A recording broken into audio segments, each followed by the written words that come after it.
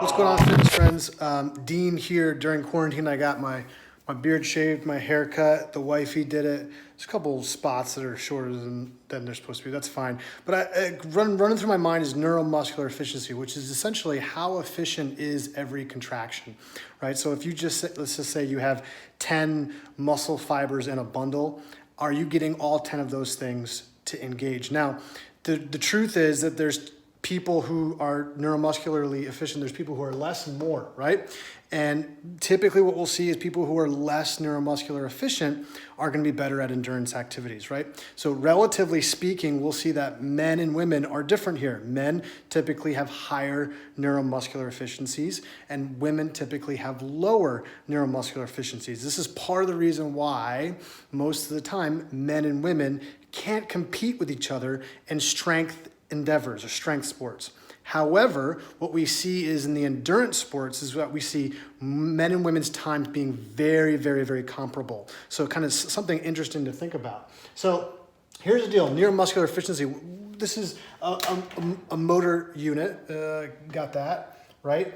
And essentially what we're trying to do is we're trying to engage as many pieces of the muscle as possible, as many muscle fibers as possible. How do we do that? So for someone who has less neuromuscular efficiency, typically what you'll be able to do is more reps of your 1 rep max, right? So, or higher percentages rather, excuse me. So you'll be able to do like 80 and 90% for higher reps of your 1 rep max than someone who is more neuromuscularly efficient, right?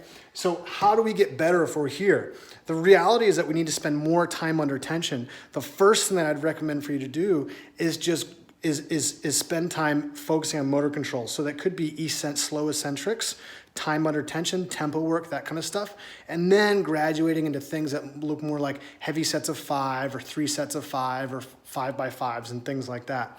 Later on, for those of us, or if you get to graduate, and the reality is that you probably won't, is most of us are more enduring as just kind of like your default, and some of us are more powerful as a default. But so for those of us who are more neuromuscularly efficient, what you're going to do is you're going to focus on turnover, right? So chances are you have, for an example's sake, you have 9 out of 10, 8 out of 10 muscle fibers firing with every single contraction, okay?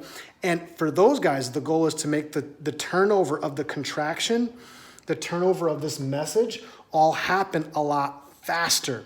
So what these guys can do is actually focus on primers, speed, how quick are their hips opening, how quick is the movement happening, that kind of stuff. While these guys are going to spend more time under tension, probably be a little bit grindier, that kind of stuff. We don't want to go into the sets of 10 range because that will only reinforce what we're already good at. We'll probably hit, once we start getting heavy, sets of 3, sets of 5, that kind of stuff. These guys are going to focus on turnover and speed. This is a skill. This is a skill, right? Both of them, I guess, on some level are skills. But in order to get better at neuromuscular efficiency, in order to be able to recruit more muscle fibers with every single contraction, regardless of who you are, you have to learn it, right? Over here, we're going to grind a little bit. And hopefully go from 3 muscle fibers out of 10 to 6 or 7 or whatever else. This is just an example, okay? And then this over here is gonna be, maybe you're going from 7 out of 10 fibers firing to 8 or 9. Excellent either way, it doesn't really matter.